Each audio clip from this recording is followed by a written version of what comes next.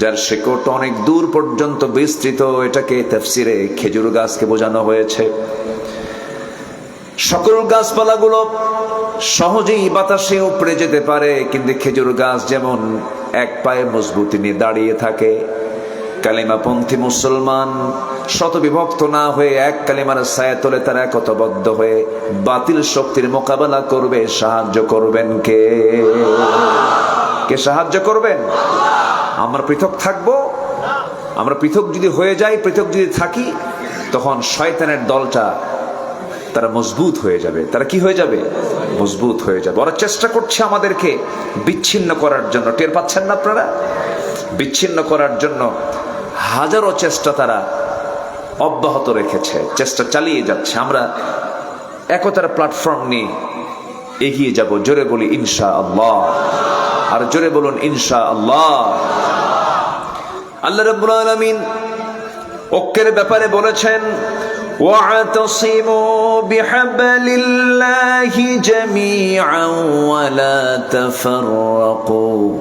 আরেক জায়গায় বলছেন, شرع لكم من الدين ما وصى به نوحا والذي أوحينا إليك وما وصينا به إبراهيم وموسى أن أقيموا الدين ولا تتفرقوا فيه। কোরআনকে ধারণ করতে, দ্বীনের কায়েমের স্বার্থে তোমরা কখনো মতপার্থক্য সৃষ্টি করো না। মতপার্থক্য আসতে পারে, আল্লাহ পাক এই জন্য এই জায়গায় ইঙ্গিত দিয়েছেন, পার্থক্য সৃষ্টি করো না। দরবার নিয়ে বলো না আমি হক দরবার, দল নিয়ে মনে করো না আমি একমাত্র হকের ডিলারশিপ না। সকল ইসলামপন্থী যত দল মত আছে সবগুলোকে একটা প্ল্যাটফর্মে আসতে হবে। বিজয়টা দিয়ে দিবেন কে? আসতে বলবেন না, বিজয়টা দিয়ে দিবেন কে? আমরা ফতুয়া আর না দেই, অনেক ফতুয়া দিয়েছি আমরা। আমরা এখন ঐক্যের প্ল্যাটফর্মে আসবো। জোরে বলি ইনশাআল্লাহ। একজন বলল নাভিতে হাত বাঁধা যাবে না, আরেকজন বলল বুকে হাত বাঁধা যাবে না। দুটাই নাজায়েজ বানায় ফেলল। এখন সাধারণ মানুষ এখন হাতটা রাখবে কোথায়? বুকেও জায়েজ নাই, নাভিতেও জায়েজ নাই। এখন সলিমুদ্দিনে নামাজ পড়তে নিয়ে এখন জায়গা খুঁজে পাচ্ছে না। এখন রাখবো কোথায়? আল্লাহু আকবার। কপালে। কোথায় নিয়ে গেছে? কপালে। তাহলে ফতুয়ার যদি ফলাফল যদি নাভিতেও নাই, বুকেও নাই, ফলাফল যদি বুকে মাথায় চলে যায়, কি কায়দা না বেকায়দা? সুবিধা না অসুবিধা? অসুবিধা। যদি কোনো ইখতিলাফ থাকে, যদি কোনো সমস্যাই হয়, ইনডোরে বসে আমরা সমাধান করব। এটি নিয়ে কাদা ছড়াছড়ি, কাউকে কাফের বলা, কাউকে ফাসেক বলা, কাউকে গালিগালাজ দিয়ে বৃহত্তর ইসলামের কোনো কল্যাণ সাধন হবে না। সম্মানিত ভাইয়েরা, বেশ কিছু কথা আমি শুরুতেই বলে ফেলেছি। আসুন আমি যেখান থেকে তেলাওয়াত করছিলাম সেখানে যাই। আমরা যে কোনো কাজে আমরা আগে লাভ খুঁজি না লস খুঁজি? কিন্তু লাভ আছে যেখানে, বলেন বলেন বলেন, লসও আছে সেখানে। ব্যবসা মানে কি? লাভ লস। কিন্তু আল্লাহ রাব্বুল আলামিন এক জায়গায় বলছেন কিছু কাজ আছে যে কাজগুলো করলে কোনো লস নাই। সুবহানাল্লাহ বলবেন না? এই নিশ্চয়তা কে দিয়েছেন? আল্লাহ দিয়েছেন। যেরকম সূরা ফাতির আল্লাহ রাব্বুল আলামিন বলেন, ইন্নাল্লাযীনা ইয়াতলুনা কিতাবাল্লাহ ওয়া আকামুস সালাতা ওয়া আনফাকু মিম্মা রাযাকনাহুম সিররাও ওয়া আলানিয়াতান ইয়ারজুনা তিজারাতান লান তাবুর। জোরে বলুন আল্লাহু আকবার। আল্লাহর কালামকে যারা তেলাওয়াত করবে, নামাজকে যারা কায়েম করবে এবং গোপনে প্রকাশ্যে যারা আমার পথে যারা খরচ করবে, তিনটা কাজ করবে যে আল্লাহ বলছেন আশা করা যায় কখনো তার সেই ব্যবসায় কখনোই লস হবে না। কার কথা? আসতে বলবেন না, কার কথা? এখানে আল্লাহর কালামের কথা আসছে। আল্লাহর কালামের হক আদায় করা, নামাজ কায়েমের কথা, দিন কায়েমের কথা, আরেকটা হচ্ছে ইনফাক ফি সাবিলিল্লাহ, আল্লাহর পথে গোপনে প্রকাশ্যে খরচ করা। তাহলে ইনফাক, ইকামাহ, আরেকটা হচ্ছে তিলাওয়া। এই তিনটা কাজে কোনো লস আসতে, এই তিনটা কাজে কোনো লস কার কথা? আল্লাহর কথা। আল্লাহ রাব্বুল আলামিন এই সফলতার কথা বিভিন্ন জায়গায় বলেছেন, বিভিন্ন জায়গায় সফলতা নিয়ে তিনি অনেক কথা বলেছেন। ফাউজুল কবির, মুফলিহুন, তুফলিহুন, কদ আফলাহ, এই শব্দগুলো কোরআনে একবার আসছে না একাধিকবার আসছে? একাধিকবার আসছে। আমি সেই সফলতাগুলো কি কি কোরআনের আলোকে সফলতার শর্তাবলী আল্লাহ পাক তুলে ধরেছেন। সফল হতে হলে শর্ত আছে, সেই শর্তগুলো কি কি আমি মোটামুটি 10টা পয়েন্টে একটা একটা করে সাজিয়ে একটু ভাঙ্গা চূড়া দিয়ে, আমার তো এলেম কালাম অতটুকু নাই, আমাকে পড়াতে পারবেন এরকম অনেক আলেম ওলামা এখানে বসে আছেন, কিছু সময় আমি চেয়ে নিচ্ছি, আমাকে দেবেন তো সময় নাকি? কারো কোনো সমস্যা নাই তো? বলি আলহামদুলিল্লাহ। জেলার নাম কি? ঝালটাও তো খাওয়ালেন না কিছু আপনারা, মিষ্টি খাওয়ালেন তাই না? টক, মিষ্টি, ঝাল, এই তিনটা। একটা হচ্ছে টক, আরেকটা কি মিষ্টি, আরেকটা কি ঝাল। এই জেলার নাম কি? ঝাল, ঝালকাঠি। আলহামদুলিল্লাহ। ঠিক আছে, এই জেলার নামের তফসির পরে শুনে নেব না, এটা পরে বলবো নি কেন আসলো, এটা পরে আমি শুনবো। সম্মানিত ভাইয়েরা, সম্মানিত বন্ধুগণ, আমরা সফল হতে চাই, আমরা বিফল হব না। দুনিয়াতেও সফলতা, আখিরাতেও সফলতা। আখিরাতের সফলতার চিন্তা করলে দুনিয়াতেও সফল হব আমরা। আর শুধু দুনিয়ার সফলতা চাইলে তাহলে দুনিয়াও সফল হওয়া যাবে না, আখিরাতেও সফল হওয়া যাবে না। তাহলে সফলতার জন্য আমরা আগে টার্গেট করব দুনিয়া না আখিরাত? আমরা দুনিয়া চাই না আখিরাত চাই? ভালো করে বলেন, দুনিয়া চাই না আখিরাত চাই? তাহলে বিয়ে শাদীর দরকার নেই, বউ বাচ্চার দরকার নাই। আল মালু ওয়াল বানুনা জিনা, কি দরকার আছে কিনা বলেন? তাহলে আপনি বলেন যে দুনিয়ার দরকার নেই। দুনিয়াও লাগবে। একটা দোয়া আমরা সুন্দর করে একটু পড়ি, যে দোয়াটা আমার রাসূল পড়েছেন। সব নবীর জন্য এক্সট্রা কিছু দোয়া ছিল, সেই দোয়াগুলো দুআউল আম্বিয়া, নবীদের দোয়া কোরআনে আছে না নাই? যেরকম এক নবীর দোয়া হলো রব্বানা তাকাব্বাল মিন্না ইন্নাকা আনতাস সামিউল আলিম।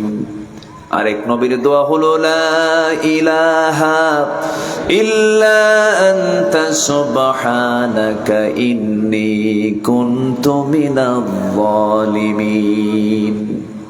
এরকম করে অনেক নবীজি বিভিন্ন দোয়াগুলো পড়েছেন, সেই দোয়াগুলো আল্লাহ রাব্বুল আলামিন কোট করেছেন কোরআনে কারীমের ভিতরে। আমার সবার পিতা, আমাদের সবার পিতা আদম আলাইহিস সালাতু ওয়াস সালাম যে দোয়াটা পড়েছেন, সেই দোয়াটা হলো রব্বানা যালামনা আনফুসানা ওয়া ইল্লাম তাগফির লানা ওয়া তারহামনা লানাকুনান্না মিনাল খাসিরিন।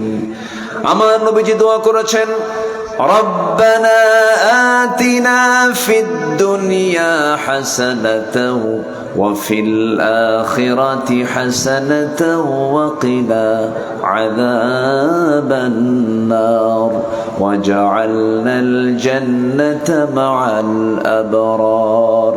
রব্বানা আতিনা, বলেন কি দুনিয়ার দোয়া আছে?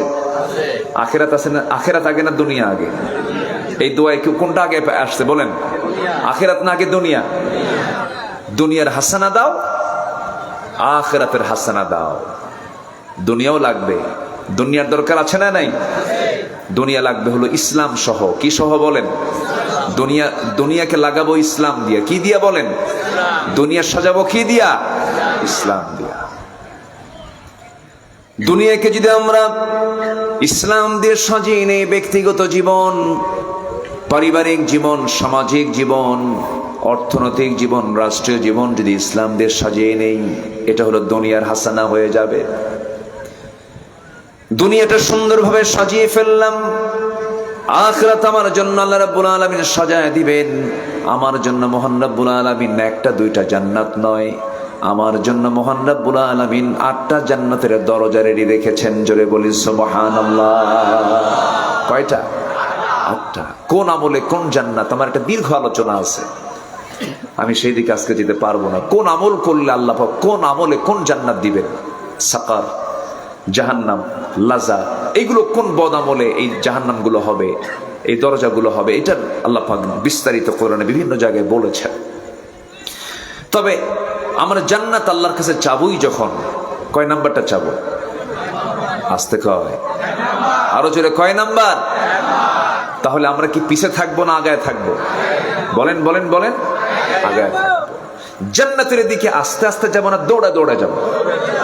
আল্লাহ রাব্বুল আলামিন বলেন, وسارعوا إلى مغفرة من ربكم وجنة عرضها السماوات والأرض وعدت للمتقين। জোরে বলুন আল্লাহু আকবার।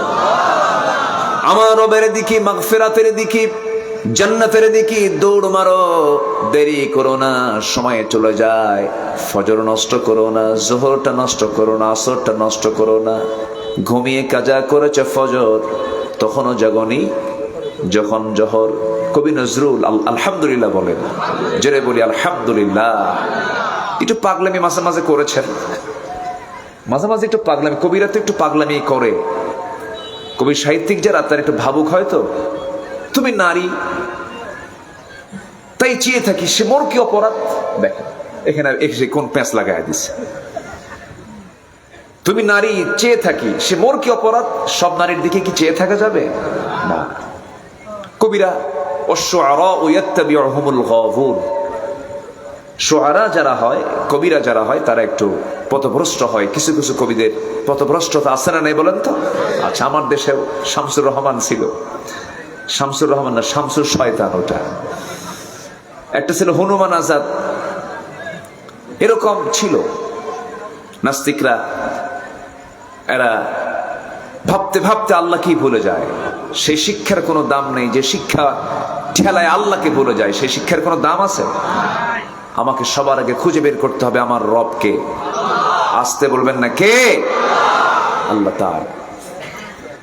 আসুন আমরা সফল হওয়ার জন্য আমাদের কি কি কাজ করা দরকার, যেখান থেকে আমি তেলাওয়াত করেছি সেই আয়াতের দিকে আস্তে করে চলে গেলাম। সূরা বুরুজ, সূরা বুরুজ। আল্লাহ রাব্বুল আলামিন সুন্দর করে বলছেন, ইন্নাল্লাযীনা আমানু ওয়া আমিলুস সালিহাতি লাহুম জান্নাতুন তাজরি মিন তাহতিহাল আনহার যালিকাল ফাওজুল কাবীর। জোরে বলি আল্লাহু আকবার। ফাওজুল কাবীর, বড় সফলতা। কি করলে? ঈমান আনলে। কি আনলে? ঈমান আনলে। আমরা ঈমান আনছি তো নাকি? আস্তে কয়, ঈমান আনছি তো আমরা? নামাজ না পড়ি, ঈমান তো আনছি।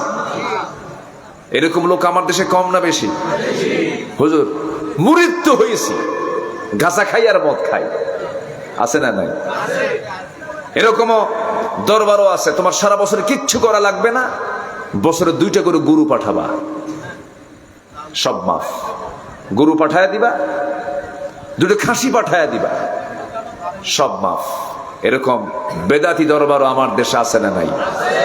তবে ঝালকাঠিতে এবং পাশের পিরোজপুর, সারসিনা কোন জেলার মধ্যে পড়ে? পিরোজপুর। আর নেসারাবাদ, ঝালকাঠি, হক দরবার, চরমনাই, বরিশাল, সব তো পীরের এলাকা। আলহামদুলিল্লাহ, আমিও পীর ভক্ত মানুষ। ভাববেন না যে আমি পীর বিরোধী কোনো মানুষ। আমি পীরকে মহাব্বত করি, সম্মান করি। এদেশে তো শাহজালাল ইয়ামিনীরাই এসেছেন, শাহ পরানরা এসেছেন, শাহ মাকদুমরা এসেছেন, মাইসার বলখে এসেছেন, বাগেরহাটের খান জাহান আলী এসেছেন। হাজার আউলিয়ার আগমনে ধন্য এই সবুজ ভূখণ্ড। তাদের মাধ্যম দিয়েও খাজা আমানুদ্দিন চিশতি রাহিমাহুল্লাহ শুয়ে আছেন সে আজমিরে।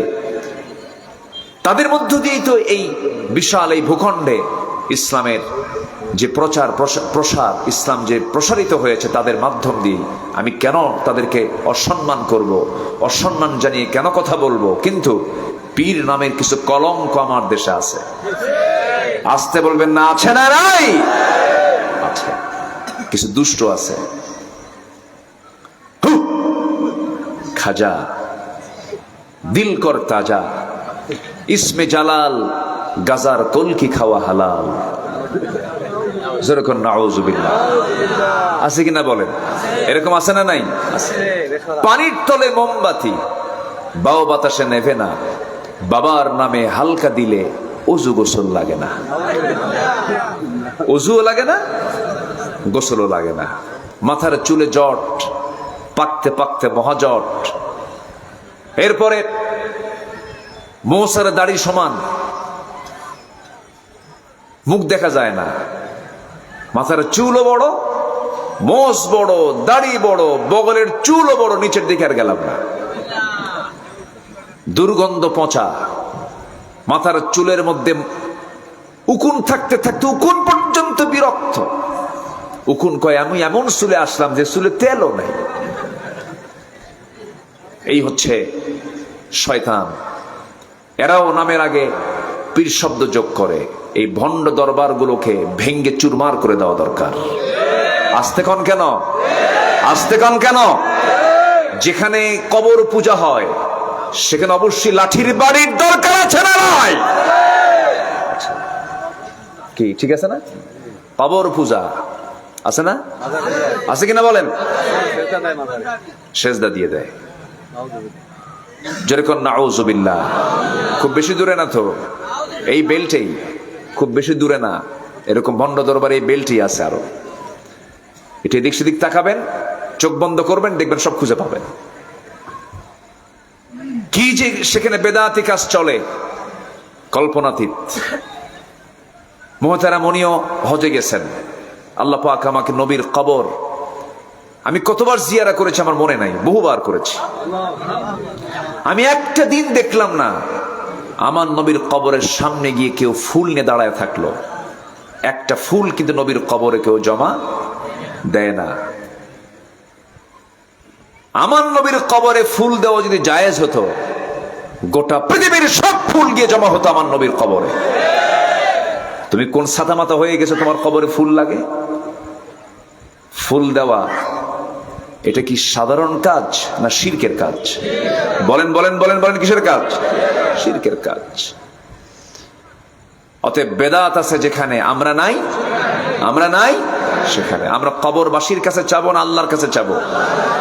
কবরবাসীর জন্য দোয়া করব। কি করব? দোয়া করব, আল্লাহ তুমি কবরবাসীকে জান্নাত দিয়ে দাও। কবরবাসীর কাছে চাওয়া যাবে না।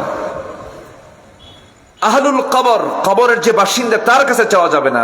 কবরের বাসিন্দার যিনি মালিক তার কাছে চাইতে হবে। এটা মাথায় রাখবে। আপনাকে মরা মানুষ আপনাকে কিছু করতে পারবে না।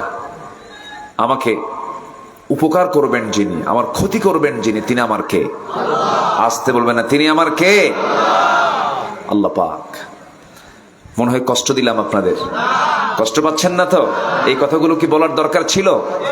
বলার দরকার আছে? আমি কোন দরবারকে গালি দেওয়ার জন্য আসিনি। যদি হক হয় অবশ্যই অবশ্যই গ্রহণ করব না। কেন গ্রহণ করব না? অবশ্যই গ্রহণ করব। তবে হ্যাঁ, একামতের দিন থেকে দূরে থাকা যাবে না। আমার নবীজির মাথা থেকে পা পর্যন্ত প্রত্যেকটা জায়গায় ছিল ক্ষতের চিহ্ন। নবীর দেহ ক্ষত বিক্ষত হয়েছিল।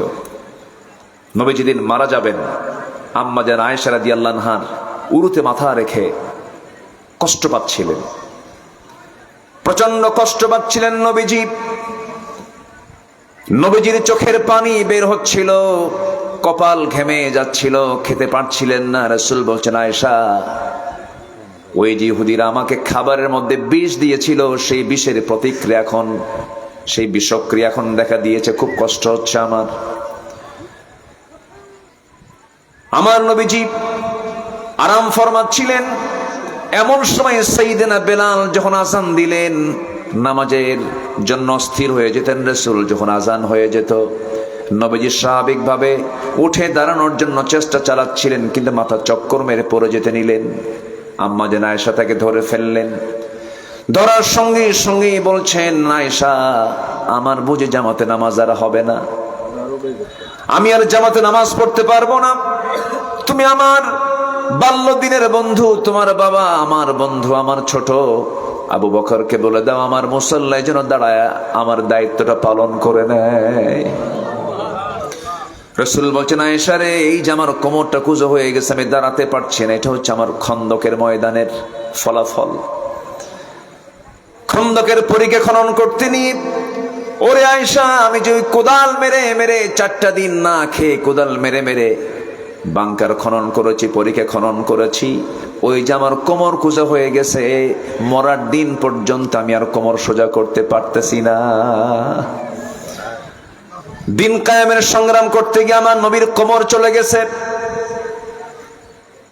তায়েফের ময়দানে নবীজির মাথা রক্ত গড়ে গড়ে পায়ের তলা পর্যন্ত পৌঁছে গেছে, জুতার তলা, আর নবীর পায়ের তলা একাকার হয়ে গেছে, জমাট বেঁধে গেছে। টান মেরেও তিনি নিজের জুতা খুলতে পারছিলেন না।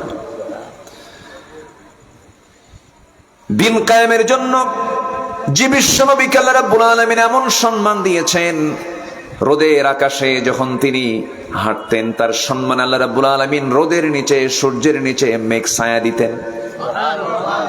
সেই নবীজির দেহ থেকে যদি দিন কায়েমের জন্য রক্তের প্রয়োজন হয়, সেই জমিনে দিন কায়েমের জন্য আমাদের রক্ত দেওয়ার দরকার আছে না নাই? আসতে বলবেন না, আছে না নাই? আচ্ছা, আমার দেশে কি দিন কায়েম হয়েছে? দিন কায়েম আছে না সুদ কায়েম আছে? আমার দেশে দিন কায়েম আছে না মদ কায়েম আছে? আমার দেশে দিন কায়েম আছে না জেনা কায়েম আছে? জেনা কায়েম। জেনার লাইসেন্স মানে কি? জেনা কায়েম হয়ে আছে। মদের লাইসেন্স মানে কি? মদ কায়েম হয়ে আছে। নামাজ কি কায়েম হয়েছে? নামাজ কায়েম হবে যেখানে সেখানে সুদ, জেনা এগুলো থাকবে? এগুলো থাকবে না। আমার নবীজি তার জীবনে যে পরিমাণ মার খেয়েছেন, যে পরিমাণ নির্যাতনের শিকার হয়েছেন, যে পরিমাণ অত্যাচারিত হয়েছেন, নবীজিকে মেরে মেরে রক্তাক্ত করে দিয়েছে ওই মক্কার মানুষগুলো, তায়েফের মানুষগুলো, কিন্তু তার মুখ থেকে একটা শব্দ উচ্চারণ হয়েছে, আলা লাহুল খালক ওয়াল আমর, সৃষ্টি যার হুকুম চলবে তার, সৃষ্টি যার হুকুম চলবে তার। মেহমান চলে গেলেন? জি আমির স্যার চলে গেলেন? আচ্ছা ঠিক আছে, ব্যস্ততা তো অনেক অনেক ব্যস্ততা নিয়ে থাকেন, তো মেহমানদের জন্য কোনো সমস্যা না হয় ওনার খাওয়া দাওয়ার ব্যবস্থা করে দিন সবাই। জি সম্মানিত ভাইয়েরা, জি জি জি জি আলহামদুলিল্লাহ। সম্মানিত ভাইয়েরা, তাহলে আমি কি আলোচনা চালাবো? কারো কোনো সমস্যা নাই তো? জি আলহামদুলিল্লাহ, মাশাআল্লাহ। জি, কষ্ট পাচ্ছেন নাকি আমার আলোচনায়? আমি চেষ্টা করছি, জি আমি আলোচনার চেষ্টা করছি হক কথাটাকে কেমনে ওপেন করা যায়, কিন্তু হকটা যখন বলতে যাবেন তখন একটু হক কথাটা কি সহজ মনে হয় না তিতা মনে হয়? এটা তিতা হয়, একটু মিষ্টতা কম থাকে। একটু বসেন, আমাকে একটু সময় দেন। আমি খুবই আনন্দিত আপনাদেরকে পেয়ে, আমি খুবই আনন্দিত। আপনি কষ্ট পাচ্ছেন কিনা জানি না, আমি খুবই আনন্দিত আপনাদেরকে পেয়ে। আল্লাহ তুমি আমাদের এই সম্পর্ককে হাসর পর্যন্ত গড়িয়ে নাও। জোরে বলি আমিন, আরো জোরে আমিন। আপনারা খুব বরকতি এলাকার মানুষ, আলেম ওলামার এলাকা হচ্ছে এই এলাকা। আলেমের সরাসরি দুই একটা আবু জেহেলও আছে, আছে না নাই বলেন? রাসূল আছেন যেখানে, আবু জেহেল সেখানে। দুই একটা আবু জেহেল আছে, নাম বলার দরকার নেই, বুঝে নেন, আছে দুই একটা আবু জেহেল আছে। সম্মানিত ভাইয়েরা, অনেক জ্বালান জ্বালাইছে, অনেক অত্যাচার করেছে। 2018 সালে নির্বাচনের আগ দিয়ে কোনো কারণ নাই আমাকে ধরার জন্য পুলিশ চলে আসলো, গোটা বাড়ি ঘেরাও করে আমাকে বললো, হুজুর চলেন থানায় যেতে হবে। কেন? ওসি সাহেব চা খাওয়ার দাওয়াত দিছে, রাত 3টার দিকে। চলে আমাকে নিয়ে চলে গেল ওসি সাহেব আমাকে সালাম দিয়ে বলে, হুজুর বেয়াদবি হলে ক্ষমা করে দিয়ে, আপনাকে ধরার ইচ্ছা ছিল না কিন্তু উপায় তো নাই, বাধ্য হলাম। কি করবেন এখন? সামনে নির্বাচন, একটু জেলখানায় যান, নির্বাচন হয়ে গেলে আপনি আবার চলে আসেন। তা আমি এরপরে আমি কিচ্ছু বললাম, আমি হাসতেছি, তাই বললাম যে ঠিক আছে। এরপর আমাকে বলতেছে, হুজুর বদ্দুয়া দিয়েন না। কি করবেন? বাচ্চা আছে, ছেলে আছে, মেয়ে আছে, পরিবার আছে, চাকরি রক্ষা করা তো ফরজ। আমি বললাম ঈমান রক্ষা করা তো নফল। কি বলবো? ধরে নিয়ে মামলা আরো জোকটোক দিয়া, হাতে হ্যান্ডক্যাফ লাগায় দিয়া কোর্টে উঠায় নিল।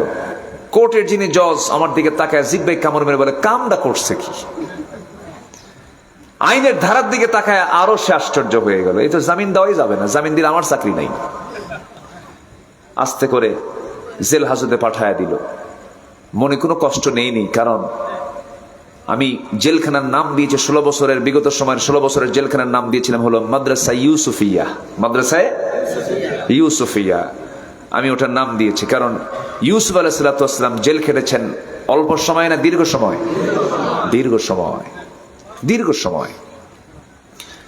তো দরজাতে ঢোকা মাত্রই এক বুড়ো চাচা, 80 থেকে 85 বছর বয়স, আমার দিকে তাকায় এত খুশি, তার চেহারায় এত খুশির ছাপ দেখলাম। লম্বা একখান সালাম দিয়ে বলে, হুজুর আপনি জেলখানায় ঢুকছেন, খুব খুশি হলাম। তো বললাম, জেলখানায় ঢুকলে কি খুশি হয়? হুজুর মাহফিলে যাই, আপনার ওয়াজে বসি, বহুদিন চেষ্টা করেছে আপনার সঙ্গে একটু মোসাফা করব, একটু মোয়ানাকা করব, একটু গল্প করব, একটা দিন চান্স মেলে নাই। আল্লাহ আমারে কত সুন্দর করে মিলাই দিয়েছে, দোয়া করে আপনি জেলখানায় থাকেন। আমি মুরব্বীকে বললাম, চাচা আপনি কেন জেলখানায়, আপনি কোন অকাম করে আসছেন? কে বাবা আর বললেন না। কি করছেন? কে বোমা হামলা, বোমা হামলা, মানে ওনার নামে দিছে বোমার মামলা। বলে আমার এই কাঁপানো কাঁপানো হাতে যদি কেউ বোমা তুলে দিয়ে বলে বোমা মারো, সেই বোমা তো লক্ষ্যে পৌঁছবে না, আমার মাথায় পড়বে। আমার নামে দিছে বাবা এই বোমার মামলা দিয়েছে। রাস্তার ফকিরকে ধরে নিয়েও মামলায় ঢুকায় দিয়েছে, এমন রেকর্ড আছে না নাই?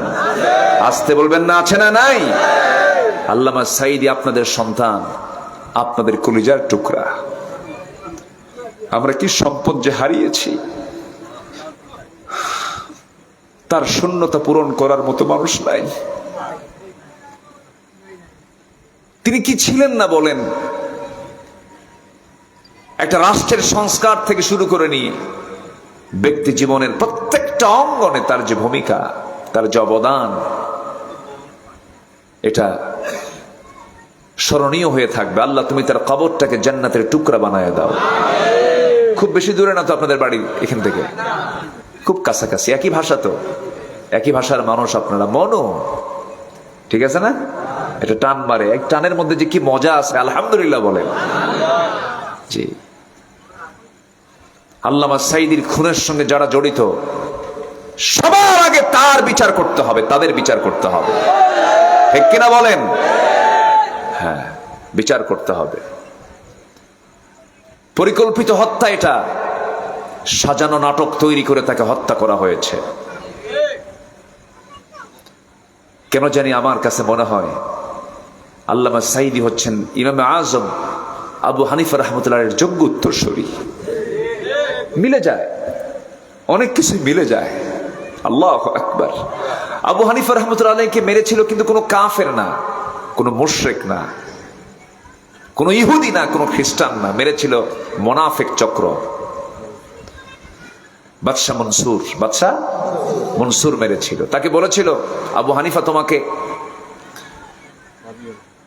আমার রাষ্ট্রের চিফ জাস্টিস বানাবো, কাজী বানাবো, আসো।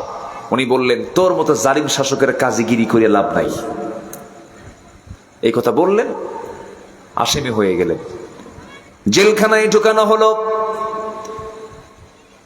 মা তখন জীবিত, মাকেও ধরে এনে মার চোখের সামনে সন্তানকে মারা হয়। মার চোখের পানি সাইয়েদেনা আবু হানিফা রাহমাতুল্লাহ দারুণ কষ্ট হচ্ছিল। শেষ পর্যন্ত আবু হানিফা রাহমাতুল্লাহ আলাইহিকে বলা হলো, তোমার মার কষ্ট হচ্ছে, এখনো তুমি মেনে নেওয়ার সময় আছে, তুমি কি করবে বলো। মানসিক চাপের মধ্যে ফেলে দেওয়া হলো।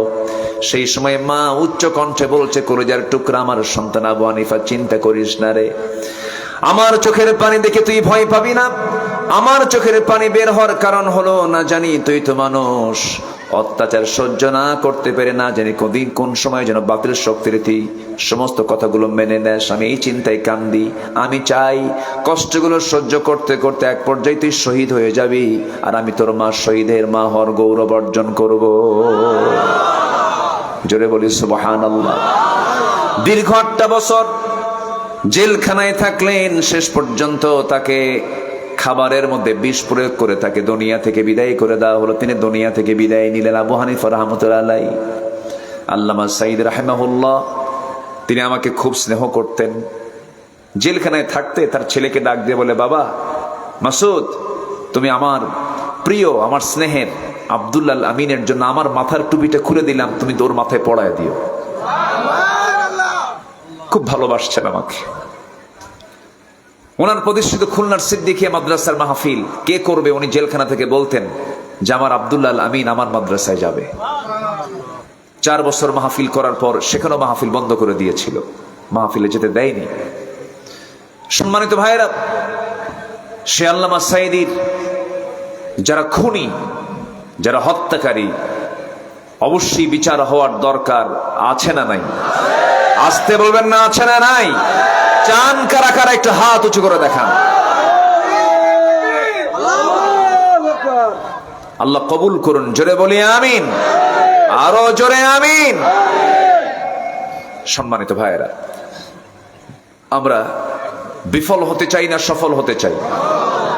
তাহলে আমাদের লাগবে ইমান। কি লাগবে বলেন তো? 1 নম্বর কি লাগবে? ইমান। নামাজি ইমান না বেনামাজি ইমান? বলেন বলেন, কি ইমানদার? নামাজি ইমানদার, আমানতদার ইমানদার, সত্যবাদী ইমানদার। সবগুলো গুণ সহ ইমান আনতে হবে। ইমানের গুণ আছে না নাই বলেন তো? যেরকম আপনি এখন আমের সময়, আমের তো বহু জাত আছে। এলাকায় আম কি আম বিখ্যাত? ফজলি আম। এলাকায় আম হয় না? হ্যাঁ, দেশি আমটা বেশি হয়।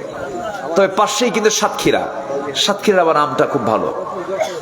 আবার ওইদিকে আছে হলো আমের যে রাজধানী, কোনটা? ও, আপনারা জানেন তাহলে। মাশাআল্লাহ, রাজশাহী, চাপাই, এটা আমের রাজধানী। কত নাম। একটা আমের প্রতি আমি খুব দুর্বল, তার নাম হচ্ছে ন্যাংরা। কি নাম? ন্যাংরা, খুব মিষ্টি। আমি আজ থেকে আরো 20 বছর আগে ওই কনসার্ট, সোনা মসজিদ আছে সেখানে, সেই সোনা মসজিদের পাশে একটা মাহফিল। এক মুরব্বীর 200 বিঘা জমি হলো আমের বাগান। আমি তাকে বললাম, চাচা আপনার কি কি জাতের আম আছে, কি জাত নিবেন আপনি? 100টা দেখি, প্রায় 100টা নাম বললো। রাজভোগ, রানীভোগ, গোবিন্দভোগ, খিরসা, ন্যাংরা, হাড়ি ভাঙ্গা, মাজা ভাঙ্গা, সব বলে ফেল। তো বললাম যে আমার একটা আম খুব পছন্দ। কি পছন্দ? কোন আম বাবা বলেন? বললাম যে ন্যাংরা, আমার কাছে আছে। তো একটা প্রশ্ন করি, কি? আচ্ছা, ন্যাংরা আম খেতে মজা, কিন্তু নামটা তো বেজু। এই ন্যাংরা নামটা রাখলো কে? বলে যে এই নামটা কেন হলো? তো বলতেছে কোন ন্যাংরা লোক মনে হয় এই গাছটা লাগাইছিল। উনি এটার ব্যাখ্যা দিলেন। বলেন তো, তাহলে ন্যাংরা আমের বৈশিষ্ট্য হলো এটা খুব মিষ্টি, এটা খেতে খুব স্বাদ, এটার আঁশ কম, খেতে খুব মজা। এটা হচ্ছে ন্যাংরা আমের বৈশিষ্ট্য। ইমানদারের বৈশিষ্ট্য আছে না? আসতে বলবেন না, আছে না নাই? ইমানদারের 1 নম্বর বৈশিষ্ট্য হলো বিড়ি খাওয়া। নাকি বিড়ি খাওয়া? আমার দেশের ইমানদারের 1 নম্বর বৈশিষ্ট্য কি? কই এদেশের ইমানদার কি এখানে 90% মুসলমান না? মুসলমান কি ইমানদার? তো এদেশের প্রধান খাদ্য কি বলেন?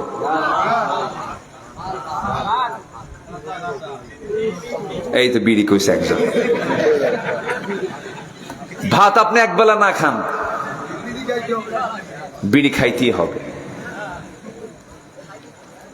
এত টানা টানে। আমি রংপুরে মাহফিল, আমার রংপুর তো ওইদিকে খুব তামাক হয়। রংপুরে এদিকে কুষ্টিয়াতে, আপনাদের পাশে না, এটা খুলনা ডিভিশনে এলাকায় তামাক হয়। আমাকে এক মাহফিল কমিটি দাওয়াত দিল, আমি জানি না কারা দাওয়াত দিয়েছে। মোনাজাত রাখ দিয়ে বলে, হুজুর আমাদের বিড়ির ফ্যাক্টরি আছে, একটু দোয়া করে দেন। আমি পড়ে গেছে আরেক মুসিবত, আল্লাহ আমি দোয়াটা করি কেমনে? বললাম ভাইজান আপাতত আজকে থাক। এই করে সেখান থেকে চলে আসলাম। তাহলে ইমানদারের বৈশিষ্ট্য কি বিড়ি খাওয়া? কিন্তু এদেশের ইমানদারের বৈশিষ্ট্য কি? বিড়ি খাওয়া। আপনি একটু গ্রামটা নিয়ে একটু চিন্তা করেন, দোকানে যে একটু খোঁজ নেন, এই যে কি বাজার এটা, দোকানে গিয়ে খোঁজ নেবেন যে আজকে কত টাকার বিড়ি বিক্রি হয়েছে। বলেন তো, সবজি বেশি বিক্রি হয় না বিড়ি বেশি বিক্রি হয়? আকিসের মালিক আকিস এবং বিভিন্ন বিড়ির যে ফ্যাক্টরি গুলো আছে, হাজার হাজার কোটি টাকা, হাজার হাজার, শত শত না, হাজার হাজার কোটি টাকা সব কি করে? ধোঁয়া খায়া উড়ায়। এগুলো তো অপচয় না মনে হয় নাকি? আসতে কয় বলেন, অপচয় কিনা বলেন? এটা খাওয়া কি? ভালো করে চিন্তা করে বলেন। 80% লোক খায়, কিন্তু বিড়ি খাওয়া কি বলেন? তাও হারাম। আচ্ছা ঠিক আছে, আমিও রায় দিলাম। মাহফিল এসে প্রশ্ন করে, হুজুর একটা প্রশ্ন, বিড়ি খাওয়া কি জায়েজ আছে? মানে উনি জায়েজের চেষ্টায় আছে। আদম থেকে শুরু করে নিয়া আমার নবী পর্যন্ত যত নবী এসেছেন, কেউ কি ধোঁয়া টেনেছেন নাকি বলেন? কোন নবী কিন্তু ধোঁয়া টানেন নাই। কোন নবীর মুখ কিন্তু দুর্গন্ধ ছিল না। আমার নবী যখন দুনিয়া থেকে বিদায় নিবেন, বিদায় নেওয়ার আগে সর্বশেষ তার একটা আমলি সুন্নত ছিল, মেসওয়াক। কি ছিল বলেন? মেসওয়াক। নবীর পকেটে 3টা জিনিস থাকতো সবসময়। একটা হলো আতর, আরেকটা হলো সুগন্ধি, আরেকটা হলো চিরুনি। 3টা জিনিস রাখতেন আমার নবীজি পকেটে। মাথার চুলগুলো এলোমেলো থাকতে দিতেন না। শরীরের যে একটা স্বাভাবিক যে একটা গন্ধ, সেটা বের হতে দিতেন না। আরেকটা হলো মেসওয়াক ছিল। নবীজি দুনিয়া থেকে বিদায় নেবেন, মুখে কেমন যেন একটা গন্ধ হচ্ছিল। রাসূল বলছেন, আয়েশা একটা মেসওয়াক এনে দাও তো। বুখারীর বর্ণনা। মেসওয়াকের জন্য তিনি উঠবেন কেমনে? নবীজি শুয়ে আছেন তার উরুতে। ভাই আব্দুর রহমানকে ডাক দিলেন, মেসওয়াক একটা এনে দেওয়া হলো। মেসওয়াকটা আম্মা জান আয়েশা চাবায়া চাবায়া নরম করে দিলেন। নবীজির হাতে যখন মেসওয়াকটা দেওয়া হলো, নবীজি মেসওয়াকটা মুখের মধ্যে নিয়ে আগে চুষে চুষে আম্মা জান আয়েশার মুখের লালাগুলো চুষে চুষে পান করছেন, আর মুস্কি মুস্কি হাসতেছেন, আর বলছেন, আয়েশা মৃত্যুর পূর্বে আমি তোমার হক কিছু আদায় করার চেষ্টা করলাম, আমি তোমাকে দারুণ পছন্দ করি। নবীজি মেসওয়াক করে সর্বশেষ আমলটা করে দুনিয়া থেকে বিদায় নিয়েছেন। সেই নবীর আমরা উম্মত, আমরা মুখের গন্ধ রাখবো দুর্গন্ধ না সুগন্ধ? বিড়ি খায়া নেশার দিকে যাওয়া যাবে না। ইমানদার কেমন হবে, কোন প্রকৃতির হবে, মহান রব্বুল আলামিন বহু জায়গায় বলে দিয়েছেন। কোরআন খুললে পাওয়া যায়, আল্লাযীনা ইউমিনুনা বিল গায়বি ওয়া ইউকিমুনাস সালাহ ওয়া মিম্মা রাযাকনাহুম ইউনফিকুন ওয়াল্লাযীনা ইউমিনুনা বিমা উনজিলা ইলাইকা ওয়া মা উনজিলা মিন ক্বাবলিক ওয়া বিল আখিরাতি হুম ইউকিনুন উলাইকা আলা হুদাম মির রাব্বিহিম ওয়া উলাইকা হুমুল মুফলিহুন। জোরে বলুন আল্লাহু আকবার। সফলতার কথা এখানে আছে না নাই বলেন? এখানেও আছে। 5টা কাজ করবে যারা, সফল হবে তারা। সূরাতুল বাকারার শুরুতে আল্লাহ রাব্বুল আলামিন বলছেন, যারা অদৃশ্যকে বিশ্বাস করবে। আমি আল্লাহ আমাকে দেখা যায় না, কিন্তু না দেখে বিশ্বাস করাই হলো ঈমান। না দেখে বিশ্বাস করাই কি? ঈমান। আমরা আল্লাহকে বিশ্বাস করে নিয়েছি দেখে না, না দেখে। না দেখে বিশ্বাস করেছি। মার পেটে ছিলাম, আমরা দেখছি না, না দেখছি কি? আমরা দেখি নাই, বিশ্বাস করে নিয়েছি। আমরা মার দুধ পান করেছি 2 বছর, না দেখি বিশ্বাস করে নিয়েছি। বাতাস দেখি না, না দেখি বিশ্বাস করে নিয়েছি। বিদ্যুৎ দেখি না, না দেখি বিশ্বাস করে নিয়েছি। তেমনি আল্লাহকে না দেখি বিশ্বাস করতে হবে, এটাই হলো ঈমান। এটা কি বলেন? ঈমান। নামাজ কায়েম করবে যারা, কিতাবের প্রতি বিশ্বাস আনবে যারা, আখিরাতের প্রতি বিশ্বাস আনবে যারা, তারাই হলো সফল। তারা কি? সফল। একটু কান লাগাবেন, একটু মনোযোগ দিয়ে কথাগুলো শুনবেন। 10টা পয়েন্ট আমি আজকে কথা বলবো, তার মধ্যে একটা পয়েন্ট কেবল আউট করেছে। 1 নম্বর হলো ঈমান আনতে হবে। আমার দেশে বহু লোকের নামই আছে ঈমান আলী। কি নাম? কি আলী বলেন? ঈমান আলী। নাম হলো ফজর আলী, ঘুম থেকে উঠে সকাল 10টার দিকে। নাম হলো কি? আসেন, এরকম আছে না? আছে না? নাম হলো মাগরিব আলী, মাগরিবে নামাজ নাই। নাম হলো শুক্র আলী, শুক্রবারেও যায় না। নাম হলো বাদশা মিয়া, ভিক্ষা করে। কি করে? ভিক্ষা করে। নাম হলো খোকা মিয়া, বয়স হলো 80 বছর, এখনো খোকা মিয়া আছে। আমার বন্ধুগণ, নাম হলো আতর আলী, পকেটে গাজার গন্ধ আছে না? নাই? আছে। নাম হলো হিম্মত আলী, সাইকেলের চাকা বাস চলে শীত হয়ে পড়ে। নাম দিয়ে তো কাম হবে না, বংশ দিয়েও কাজ হবে না, বড় পীরের নাম নিয়ে কাম হবে না। কাম হওয়ার জন্য আপনার মধ্যে লাগবে হচ্ছে আমল। কি লাগবে বলেন? আমল লাগবে। আমলহীন ইমানের কোনো মূল্য নাই, আবার ইমানহীন আমলের কোনো মূল্য নাই। ইমানও লাগবে, আমলও লাগবে। আমার বন্ধুগণ, বংশ দিয়ে যদি জান্নাত পাওয়া যেত, ইব্রাহিম আলাইহিস সালামের বাবা জান্নাত পেয়ে যেত, বংশ দিয়ে যদি জান্নাত পাওয়া যেত, ইসমাইল আলাইহিস সালাম কি বলে, নূহ আলাইহিস সালামের ছেলে জান্নাত পেয়ে যেত, যদি বংশ দিয়ে যদি জান্নাত পাওয়া যেত, আবু তালেবও জান্নাত পেয়ে যেতেন। জান্নাত পাওয়ার শর্ত হলো বংশ নয়, জান্নাত পাওয়ার শর্ত তো বংশ কৌলিন্য নয়। জান্নাত পাওয়ার শর্ত হলো ইমান থাকতে হবে, আমলটা থাকতে হবে। আল্লাহ রাব্বুল আলামিন এর জন্য সুন্দর করে বলছেন, ইন্নাল্লাযীনা আমানু ওয়া আমিলুস সালিহাতি লাহুম জান্নাতুন তাজরি মিন তাহতিহাল আনহার যালিকাল ফাওজুল কাবীর। জোরে বলুন আল্লাহু আকবার।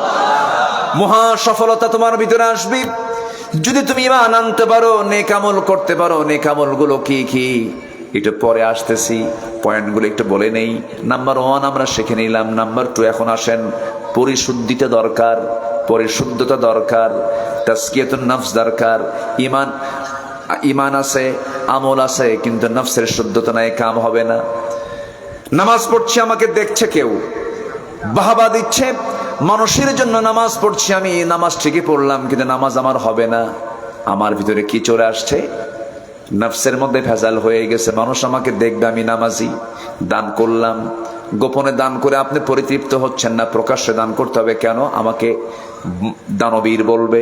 এই যে দানবীর বলবে, আপনি বাহবা নেবার জন্য দান করলেন, তাহলে এই দানের কোনো পুরস্কার আমার আল্লাহর কাছে আছে নাকি? তাহলে এখানে আমাদের নফসের শুদ্ধতার দরকার আছে না নাই? আল্লাহ এই জন্য বলছেন, ক্বাদ আফলাহা মান তাযাক্কা ওয়া যাকারা ইসমা রাব্বিহি ফাসাল্লা বাল তু'থিরুনাল হায়াতাদ দুনিয়া ওয়াল আখিরাতু খায়রুন ওয়া আবকা। আমি কি দোয়া করে দেব? দু একজন করে চলে যাচ্ছেন না বলে আমি কি শেষ করে দেব? চলে যাচ্ছেন কেন? একটু বসেন, একটু বসেন না। কেউ না বলে যাবেন না। আমি আশা করব যে আমি সবাইকে নিয়ে একসঙ্গে দোয়া করব। থাকবেন না ইনশাআল্লাহ? আল্লাহ কবুল করুন। জোরে বলে আমিন। একটা লোক উঠবেন না, একটু বসেন। আমি তো মনে করি যে এই মুহূর্তে এই অঞ্চলের সবচেয়ে বরকতের জায়গা হলো এই মাহফিল। এর যদি বরকতের জায়গার কোথাও আছে? এখানে থাকবেন, গুনাহ মাফ হবে, এরকম জায়গা পাবেন না তো। বসে কোরআনের বরকতে আমরা বসে আছি, বলি আলহামদুলিল্লাহ। জোরে বলি আলহামদুলিল্লাহ। তাহলে আমাদের নফসের শুদ্ধতার দরকার আছে না নাই? একটা হাদিস আমাকে খুব আমাকে খুব কাঁদায়, আমি কেঁদে ফেলি। একটা হাদিস যখন মনে করি আমার খুব অস্থির লাগে। সেই হাদিসটা হলো, আমাদেরকে ইঙ্গিত করেই বলা হয়েছে, হাসরের ময়দানে বহু আলেমকে আল্লাহ রাব্বুল আলামিন উপর করে জাহান্নাম দিয়ে দিবেন, বহু মুজাহিদকে, বহু শহীদকে জাহান্নাম দিয়ে দিবেন, বহু জ্ঞানীকে জাহান্নাম দিয়ে দিবেন, বহু দানবীরকে জাহান্নাম দিয়ে দিবেন। সেই দিন দানবীর আল্লাহর সামনে দাঁড়াবে। আল্লাহ বলবেন, ও দানবীর, দান করছো নাকি? হ্যাঁ দান করছে। কার জন্য? তোমার জন্য না, বাহবা নেবার জন্য। মানুষ তোমাকে দানবীর বলবে, তোমার নামের প্রশংসা করবে মানুষ, সেই নিয়তে তুমি দান করেছো। গোপনে দান করলে পরে তোমার মন পছন্দ হতো না, আজকে তুমি জাহান্নামে চলে যাও। আলেমকে বলা হবে, আলেম তুমি জ্ঞান অর্জন করেছো কিসের জন্য? তোমার খুশির জন্য না, না, তোমাকে মানুষ আলেম বলে ডাকবে।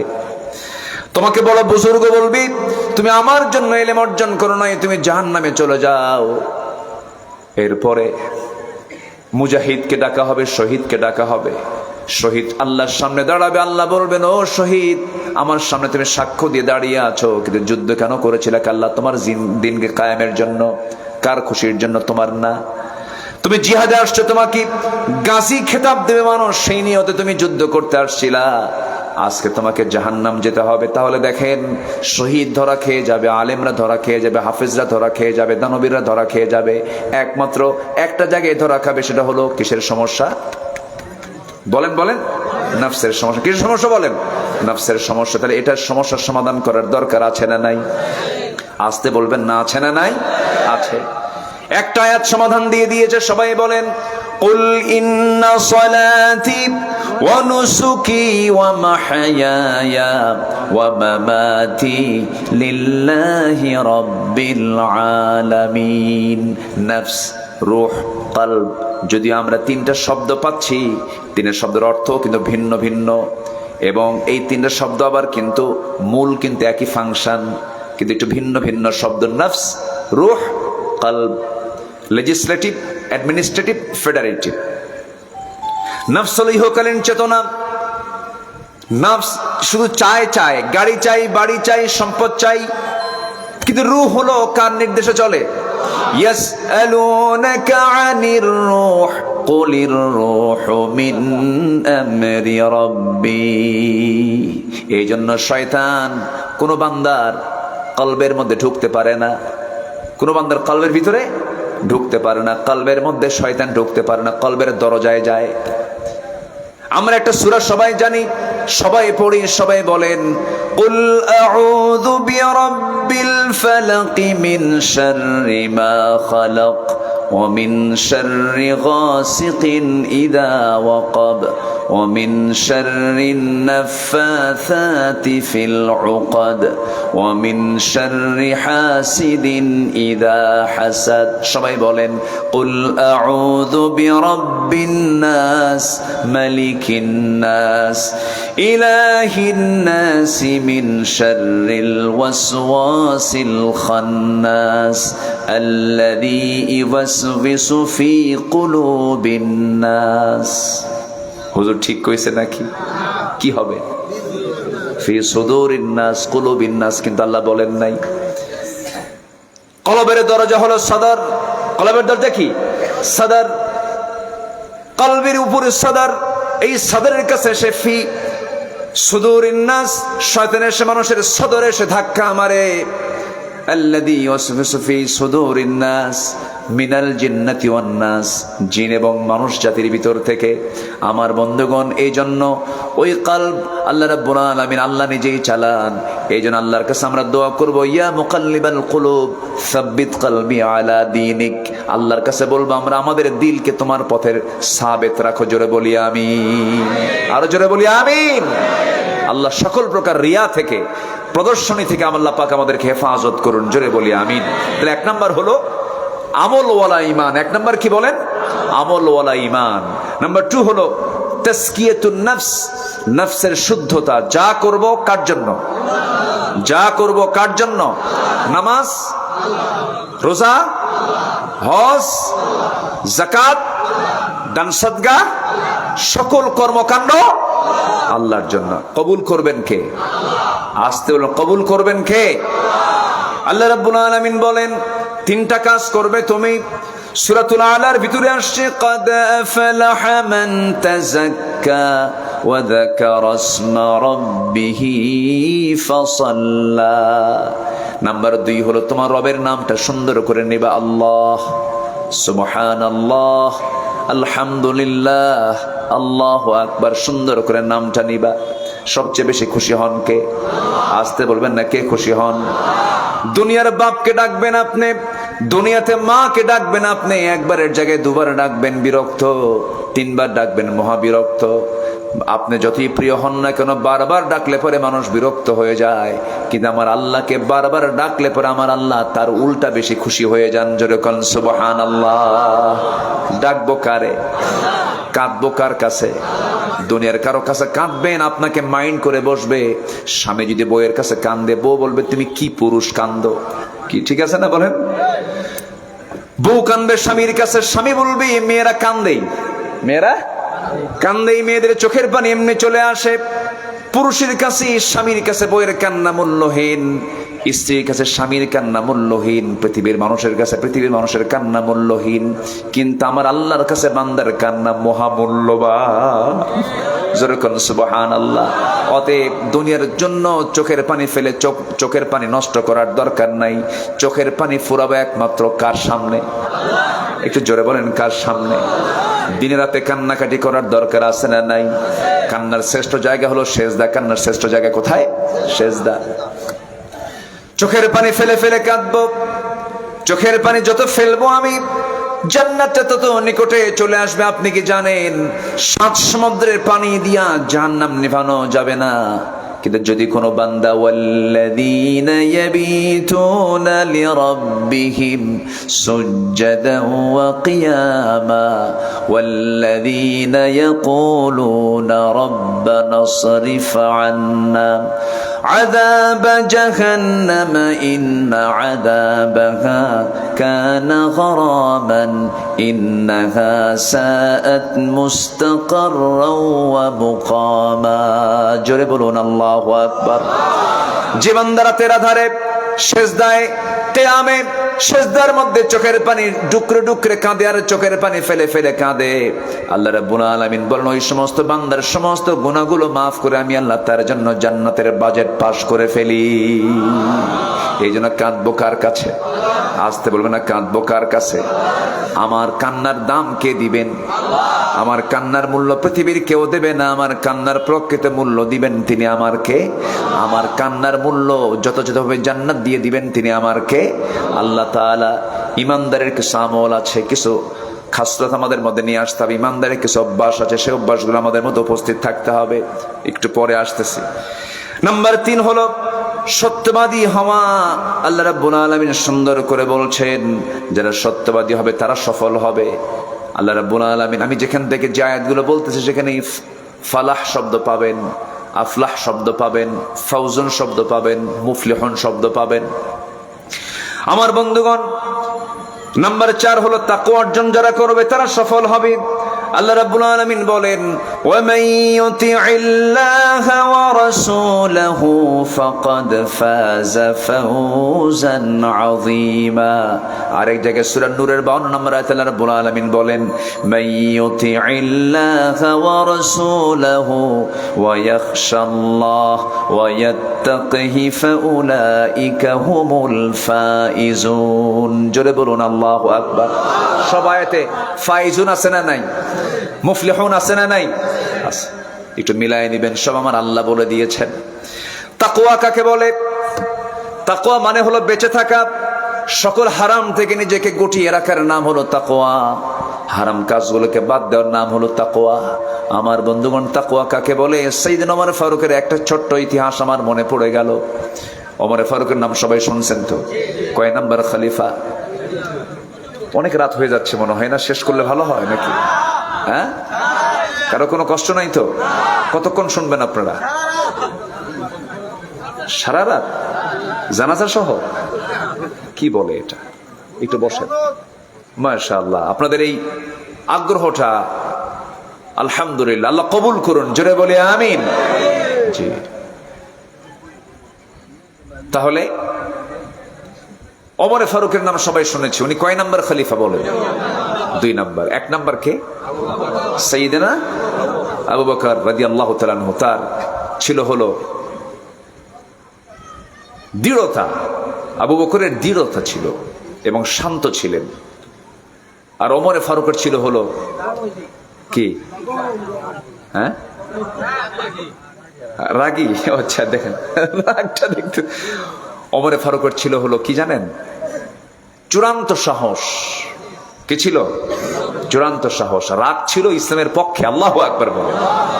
আবু বকরের দৃঢ়তা আর ওমর ফারুকের হচ্ছে অসীম সাহস। বিশাল সাহসী ছিলেন তিনি, সাহসের পাহাড় ছিলেন, পিরামিড ছিলেন। সাইয়েদনা ওসমানের ছিল হলো ধৈর্য। কি ছিল বলেন? ধৈর্য।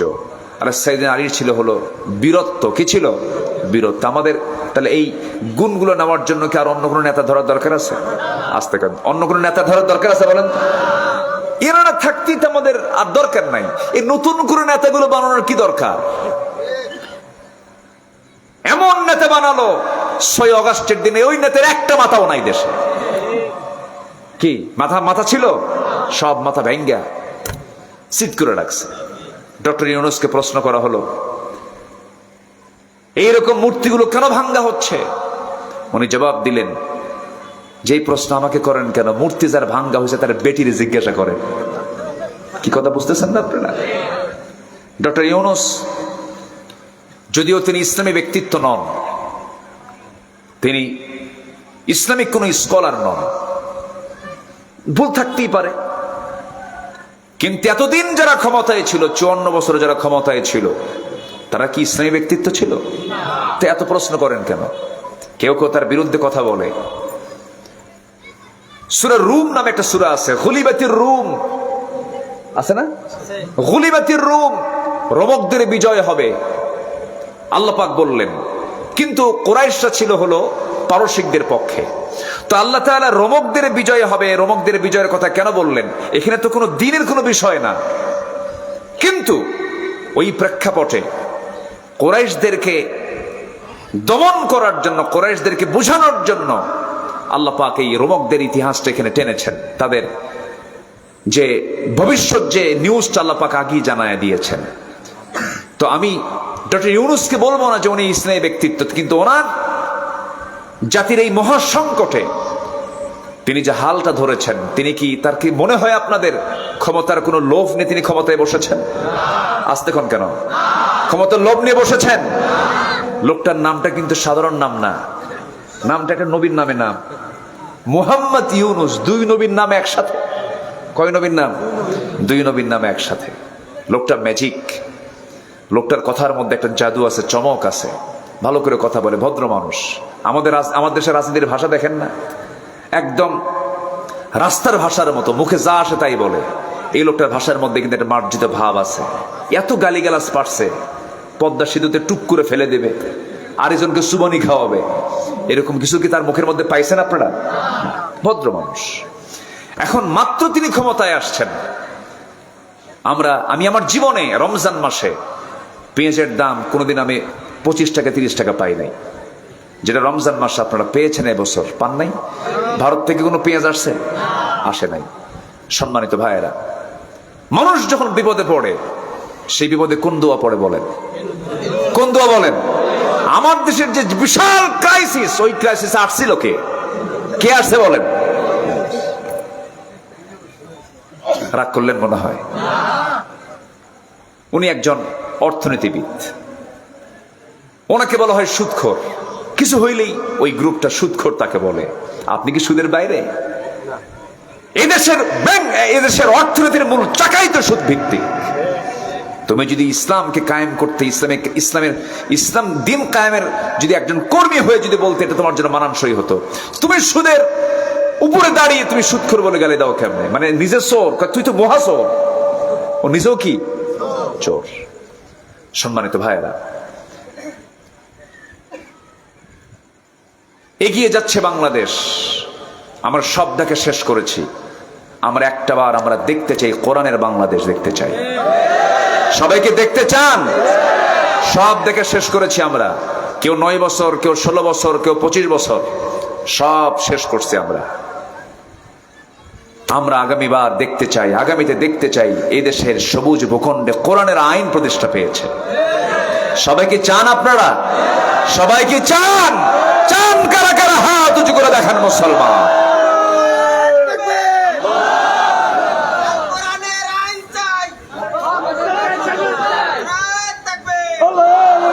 আল্লাহ কবুল করুন, জোরে বলে আমিন। কষ্ট দিয়ে ফেললাম মনে হয় আপনাদের। কোরআনের রাজনীতি আছে না নাই বলেন? আসতে বলবেন না, আছে না নাই? আমাদের কথা বলতে দিত না, মঞ্চে এসে 2 পাশে কিরামন কাতিবের বসে থাকতো। বসে থেকে বলতে, হুজুর ওয়াজ করবেন আকাশ নিয়ে আর কবর নিয়ে, দুনিয়া আমরা দেখে নেব, দুনিয়া দেখবে ওরা গাঁজা খাবে আর আমরা দোয়া করে দেব। এই সুযোগ আর বাংলাদেশের মুসলমান দেবে না। অনেক লুটপাট করেছ। দেশে রাজনীতি করতে হলে $243 বিলিয়ন দেশ থেকে পাচার হওয়া টাকা আগে দেশে ফেরত আনো। ফেরত আনো, আগে দেশের টাকা দেশে আগে ফেরত আনো। অনেক কিছু আমরা শুনেছি, অনেক কিছু দেখেছি আমরা নতুন করে দেশকে সাজাবো আমরা ইসলাম দিয়ে। জোরে বলি ইনশাআল্লাহ, আরো জোরে বলি ইনশাআল্লাহ। রসুলকে শুধু ধর্মীয় লিডার হিসেবে মানবেন, রসুলকে রাষ্ট্রীয় নেতা হিসেবে মানবেন না। রসুলকে শুধু নামাজি রসুল হিসেবে মানবেন, রসুলকে রাষ্ট্রীয় নেতা হিসেবে গ্রহণ করবেন না। আপনার নবীর উম্মত নন, আপনি ভণ্ড, আপনি প্রতারক। রসুলকে মানতে হবে এক জায়গায় না সব জায়গায়? সব জায়গায় মানতে হবে। আমি একজন রাষ্ট্রনেতা বানাবো, ভাবতে হবে আমার রসুল কেমন রাষ্ট্রনেতা ছিলেন, এমন রাষ্ট্রনেতাকে আমরা রাষ্ট্রনেতা বানাবো। এই চিন্তা আমার লালন করবে যারা, তারাই হচ্ছে নবীজির খাঁটি উম্মত। আলহামদুলিল্লাহ বলে। তাহলে 2 নম্বর খলিফার নাম কি বলেন তো? ওমর রাদিয়াল্লাহু। অনেকদিন আগে এক মাহফিলে বললাম, ওমরে ফারুককে চিনেন কে? সামনে থেকে এক ছোট্ট বাচ্চা দাঁড়ায় বলে, হুজুর আমি চিনি। কে? আমাদের বাড়ির দোতলায় ভাড়া থাকে। আমি তাকে বললাম, তুমি 100-100 পাইছো কেন? তোমার বুদ্ধির দৌড় যত দূর, তোমার উত্তর তত দূর, তুমি ঠিক আছো। এই ওমর সে ওমর না। আল্লাহু আকবার। উনি একদিন কেঁদে কেঁদে বলতেছেন, একজনকে ডাক দিয়ে বলতেছেন, এই এদিকে আসো, এই যে কিছু দানা আছে, এই দানাগুলো, এই সরিষার দানাগুলো পাহাড়ের উপর দিয়ে ছিটে দাও। আমার জনপদের পাখিগুলো যদি না খেয়ে মারা যায়, কিয়ামতের দিন আমাকে আল্লাহ পাক ধরে ফেলবে। আল্লাহু আকবার বলবেন না? পাহাড়ের উপর দিয়ে তোমরা এই সরিষা কি বলে, এই ছোট্ট ছোট্ট দানাগুলো, পাখিদের খাবারগুলো ছিটিয়ে দাও, যেন আমার জনপদের পাখিগুলো যেন না খেয়ে মারা যায়। ফোরাতের তীরে একটা কুকুরও যদি অনাহারে মারা যায়, ইরাকের রাস্তা খারাপের কারণে গর্তের মধ্যে পড়ে গিয়ে যদি একটু উটের পা ভেঙে যায়, আমি ওমর, কিয়ামতের দিন আমাকে এর জন্য জবাবদিহি করতে হবে। কি তাদের মধ্যে পেরেশানি ছিল। একদিন তার সামনে একটা হাদিস বর্ণনা করছেন এক সাহাবী, যার মধ্যে মিসকাল হাব্বাতি মিন কিবার, সে জাহান্নামী, সে জান্নাতে যাবে না। উনি হাওমাও করে কান্না শুরু করে দিলেন, খালি গায়ে মাটিতে পড়ে গেলেন, গোটা শরীরটা মাটি দিয়া লেপটায় ফেললেন। এরপরে বলো হলো, ওমরে ফারুক কেমন পাগলামি করছেন কেন? তিনি বলছেন, ওমর অহংকারী হয়ে গেছে, ওমর শাসক হয়ে গেছে। ওমরের মেজাজকে, ওমরের অহংকারকে মাটির সঙ্গে মিশিয়ে দেওয়ার জন্য ওমর মাটির সঙ্গে নিজের গা লাগায় নিচ্ছে। এরপরে তিনি কেঁদে কেঁদে বলছেন, আল্লাহ, আমার কাছে মনে হয় যত বান্দা তুমি দুনিয়াতে পাঠাইছো, প্রত্যেক বান্দাকে তুমি যদি জান্নাত দিয়ে যদি একজন বান্দাকে জাহান্নাম দিয়ে দাও, আমার মন বলে সে একজন জাহান্নামী বান্দা আমি ওমর ছাড়া কেউ না। এটার নাম হলো তাকওয়া। এটার নাম কি? তাকওয়া। তিনি একদিন বসে আছেন, একজন ব্যক্তি এসে এক বোতল মধু দিয়ে গেল। সেই মধুর বোতলটা তিনি হাতের মধ্যে নিলেন, হাতের মধ্যে নিয়ে মধুর বোতলটা করলেন কি, স্ত্রীর হাতে দিয়ে বলছেন, স্ত্রী আমার 5টা ভাগ করো, আমরা একটা অংশ নেব, বাকি 4টা অংশ প্রতিবেশীর মাঝে ভাগ করে দিবা। কয়েক মিনিট যেতে না যেতে আস্তে করে বউকে বলছে, বউ রাগ করো না, আমি তোমাকে ভাগ করতে দেব না, আমাকে বোতলটা ফেরত দিয়ে দাও। বলেন তো, কোন স্বামী যদি তার বউয়ের সঙ্গে এমন আচরণ করে, কেসাল লাগবে? আস্তে কয়। সবার ভাবসাব দেখে মনে হচ্ছে সবার বাড়ির বউগুলো সব রাবিয়া বসরি। লাগবে কি না? লাগবে, লাগা স্বাভাবিক। সাইয়েদনা ওমর ফারুক যখন এই কথা বললেন, স্ত্রীর মনটা খারাপ হয়ে গেল, কিচ্ছু বললেন না। আস্তে করে তিনি বোতলটা নিয়ে আসলেন।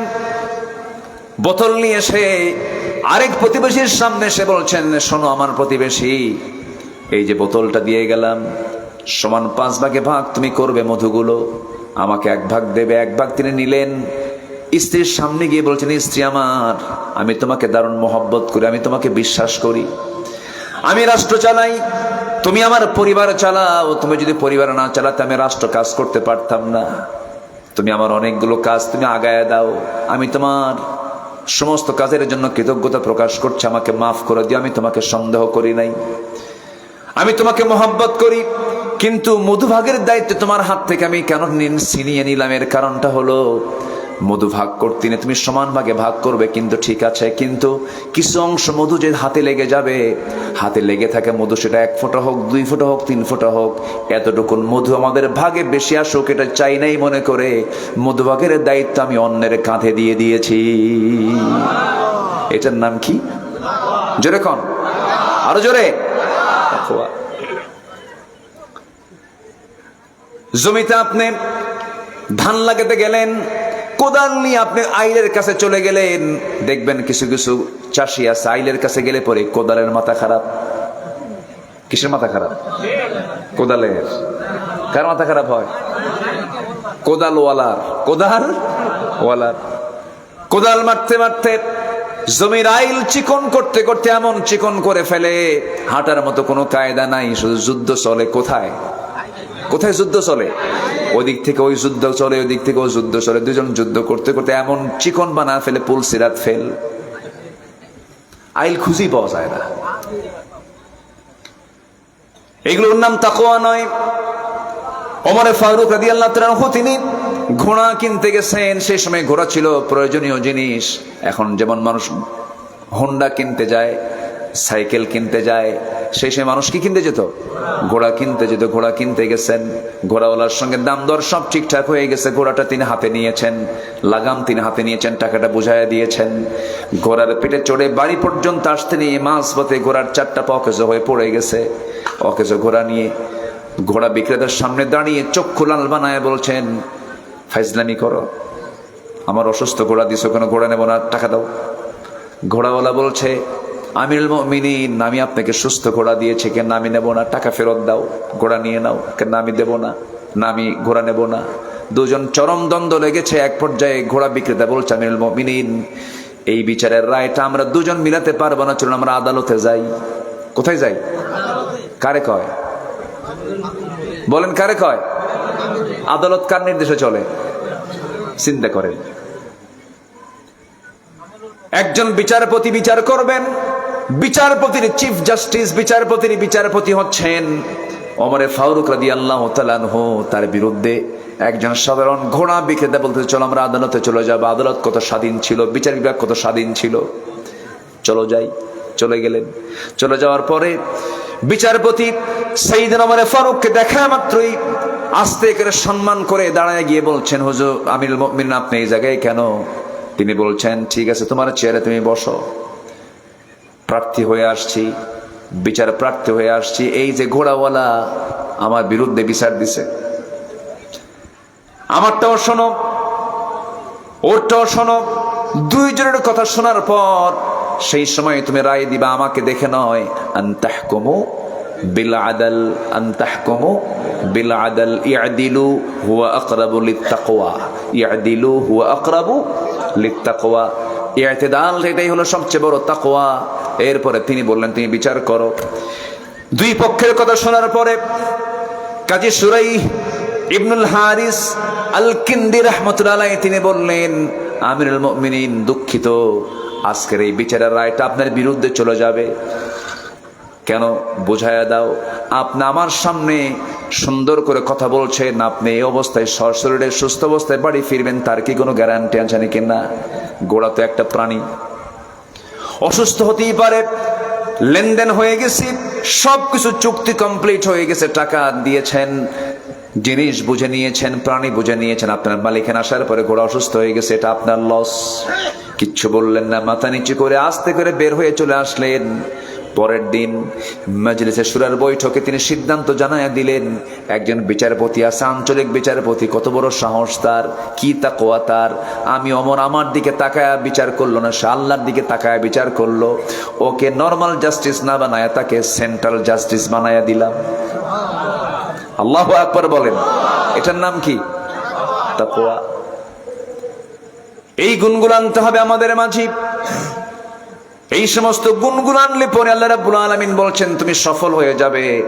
সফলতার কাজগুলো এগুলো। নাম্বার 5 হলো ধৈর্যশীল হব। আল্লাহ রাব্বুল আলামিন বলছেন, ইন্নী জাযাইতুহুমুল ইয়াওমা বিমা সাবারু আন্নাহুম হুমুল ফাইজুন। জোরে বলুন আল্লাহু আকবার। নাম্বার 6 হলো আল্লাহ এবং রাসূলের আনুগত্য যারা করবে তারা সফল হবে। ওয়া মাইয়ুতিইল্লাহা ওয়া রাসূলাহু ফাকাদ ফাযা ফাওজান আযীমা। আনুগত্য হবে 1 নাম্বার কার? নাম্বার 2 হচ্ছে মুহাম্মদ সাল্লাল্লাহু আলাইহি ওয়াসাল্লামের। এক জায়গায় না সব জায়গায়? আসতে বলবেন না, এক জায়গায় না সব জায়গায়? নামাজের মধ্যে ইমাম সাহেব সূরা ফাতিহা না বলে যদি কুল হু দিয়ে শুরু করে নামাজ পড়বেন নাকি? এটা যেমন অপরাধ, আপনি নামাজ পড়বেন না, কিন্তু সমাজে যদি আল্লাহর আইন বাদ দিয়ে যদি দুনিয়ার আইনটা কেউ চালায় তখন আপনি মানবেন নাকি? প্রতিবাদ করার দরকার আছে না নাই? আমরা তো চুপ থাকি, এটা তো চুপ থাকা যাবে না, আমাদেরকে কাজ করতে হবে। নাম্বার 7 হলো সৎ কাজের আদেশ দেওয়া, সৎ কাজের বাধা দেওয়া। এই কাজ যারা করবে তারা সফল হয়ে যাবে।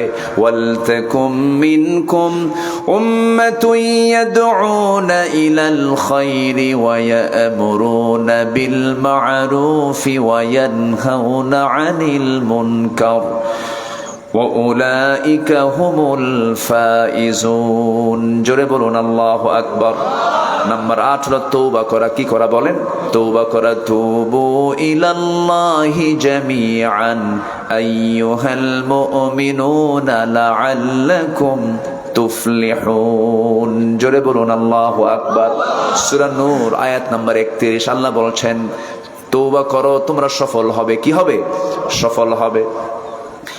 নাম্বার 9 হলো ওই সমস্ত বান্দাগুলো সফল যাদের মধ্যে 7টা গুণ থাকবে। কয়টা গুণ বলেন? 7টা গুণ থাকবে। মহান রব্বুল আলামিন সুন্দর করে বলছেন, ঠোঁট মিলায় মিলায় সবাই বলুন, ক্বাদ আফলাহাল মুমিনুন আল্লাযীনা হুম ফি সালাতিহিম খাশিউন। জোরে বলুন আল্লাহু আকবার। আমরা কাফিরদের গুণগুলো না নিয়ে, মুনাফিকদের গুণগুলো না নিয়ে আমরা মুমিনদের গুণ নেব। কাফিরুন সূরা আছে না নাই? কাফের হওয়ার জন্য নাকি? মুনাফিকুন সূরা আছে না নাই? মুনাফিক হওয়ার জন্য নাকি? সেই কাফেরের গুণ যেন না থাকে, মুনাফিকের বদগুণ যেন না থাকে। আল্লাহ রাব্বুল আলামিন কাফেরকে চেনার জন্য কাফিরুন দিয়েছেন, মুনাফিককে চেনার জন্য মুনাফিকুন দিয়েছেন, আর ইমানদারকে চেনার জন্য আল্লাহ পাক মুমিনুন দিয়েছেন। জোরে কোন সুবহানাল্লাহ। ভাইজান, এই যে ভাই বসেন, আমরা দোয়া করে দেব। আর না উঠি, একটু বসেন। আমরা অনেক কষ্ট হচ্ছে আপনাদের, আমি জানি। একে তো গরম, একটু গরম পড়ছে, গরমও লাগতেছে। কষ্ট না? একটু কষ্ট হচ্ছে না? চালাবো চালাবো, আলোচনা চালাবো, কারো কোনো আপত্তি নাই তো? জোরে বলি ইনশাআল্লাহ। আর একটু সময় লাগবে, এরপরে আমরা শেষের দিকে আস্তে আস্তে চলে যাব। আজকের মাহফিলটাকে বাস্তবায়ন করার জন্য অনেকেই সহযোগিতা করেছেন। বিশেষ করে আমি তার নামটা নিতে পারিনি, আমাদের হারুন রশিদ আকন ভাই। উনি কোথায়? বাহিরে গেছে। আলহামদুলিল্লাহ, অনেক মেহনত করেছেন। শাহাদত হোসেন খলিফা নৈয়ারি অনেক মেহনত করেছেন। তাদের আল্লাহ সকল খেদমতকে তুমি আল্লাহ কবুল করো। জোরে বলি আল্লাহুম্মা আমিন। এই মাহফিল প্রত্যেক বছর হোক, সবাই চান না? সবাই চান তো ইনশাআল্লাহ? এই মাহফিল প্রত্যেক বছর হবে। জোরে বলি ইনশাআল্লাহ। সবাইকে নিয়ে আমরা করব। পীরপন্থী, ডানপন্থী, যে পন্থী হোক না কেন, মুসলমান কিনা, মাহফিলের ক্ষেত্রে আমরা সব এক হয়ে যাব। জোরে বলি ইনশাআল্লাহ। আর জোরে বলি ইনশাআল্লাহ। সম্মানিত ভাইয়েরা, হ্যাঁ, আল্লাহু আকবার। আমি আসবো আবার? উনি আসতে বলে। আসবো আসতে হবে। দেখা যাক ইনশাআল্লাহ। আল্লাহ কবুল করুন, আল্লাহ কবুল করুন। জি, শুধু কিন্তু ঝাল খাবো না, মিষ্টিও খাবো। ঝালও কাটিতে শুধু ঝাল খাওয়া যাবে না, ঝাল মিষ্টি টক সবই লাগে। সব স্বাদ কে দিয়েছেন? এই স্বাদটা কোথায় পাই আমরা? বলেন কোথায় পাই? জিহবাই পাই। জিহবা কে দিয়েছেন? আচ্ছা, জিহবাটা কি আমাদের শুকনা না ভেজা? কি দিয়া? লালা। লালাটার স্বাদ কি বলেন? লালার কেমন স্বাদ? কেমন বলেন? কোন স্বাদ আছে? লালার কোনো গন্ধ আছে? গন্ধ নেই। যদি গন্ধ থাকতো, লালা যদি একটু মিষ্টি হতো, পৃথিবীর কোন খাবারের স্বাদ পেতাম না। আল্লাহু আকবার বলেন। আল্লাহু আকবার। দেখেন কোনটা? একই দেহ, মুখের ভিতরে যে লালা, এর কোনো স্বাদ নাই, এর মধ্যে কি নাই, কিন্তু স্বাদের মেশিন কার মধ্যে? ওই লালার ভিতরে। যেরকম সুবহানাল্লাহ। আচ্ছা, কানের মধ্যে হাত দিলে পরে ময়লা বের হয় না? ইয়ার ওয়াক্স, এটাকে ইয়ার ওয়াক্স বলে। এটা কি মিষ্টি, ঝাল না তিতা? এটা তো মুখে নেন নাই হয়তো কেউ। আচ্ছা, মুখে তো নেওয়া সম্ভব না, কিন্তু এটার মধ্যে কোনো স্বাদ, এটা তিতা। এটা কি বলেন তো? তিক্ততা, এর মধ্যে তিক্ততা আছে। কানের ইয়ার অক্সটা একটু তিতা তিতা লাগে। কেন লাগে? কানের মতো মূল্যবান এই সম্পদ, এই মেশিন যদি নষ্ট হয়ে যায়, রাতের আধারে শুয়ে পড়েছেন, যদি মিষ্টি হতো ওটা, যত মিষ্টি সে জায়গায় কি আসে, কি আসে বলেন? আর সব পিঁপড়া জমা হতো কোথায়? কানে। বলেন ঘুমাতেন কেমনে? বলেন আল্লাহ পাক গার্ড হিসাবে কানের মধ্যে যে ওটা, কানের মধ্যে এটা কি বলে এলাকায়? কি কয়? খোশ। এটা আবার কি শব্দ বললেন? আচ্ছা, খুশি। কানের যে খুশি, এটা যদি তিক্ততা না হতো, যদি তিক্ত না হতো, তাহলে মিষ্টি হলে পরে সব পিঁপড়া জমা হতো কোথায়?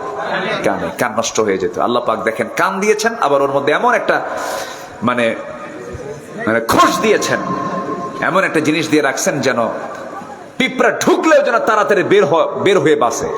দেখেন না পিঁপড়া থাকে, যদি ভুল করে যদি একটু ডিসলাইন হয়ে ঢুকেও যায়, ও থাকে না, তাড়াতাড়ি বের হয়ে আসে, দুর্গন্ধ থাকে না, ওর কাছে ভাল লাগে না। আচ্ছা গেল, চোখের পানি কেমন লাগে বলেন? লবণ তো বোঝার কথা, কারণ এই এলাকার পানিগুলো কি কই মিষ্টি, মিষ্টি নাকি? এখানে মিষ্টি, পিরোজপুরে লোনা আছে, তো বরিশালেও লোনা আছে, পটুয়াখালীর দিকে লোনা আছে। আচ্ছা যাই হোক, লোনা আছে। আপনার এলাকার ইলিশ কোন পানিতে হয় বলেন? লোনা পানিতে। হ্যাঁ, মিষ্টি আছে, লোনাও আছে, দুটা মিল। শোনেন, নদী কোন জেলা বলেন? বলেন বেশি বেশি নদী কোথায় আছে? হ্যাঁ, কি কি জানে কয়? ধান নদী, খাল, এই তিনে বরিশাল।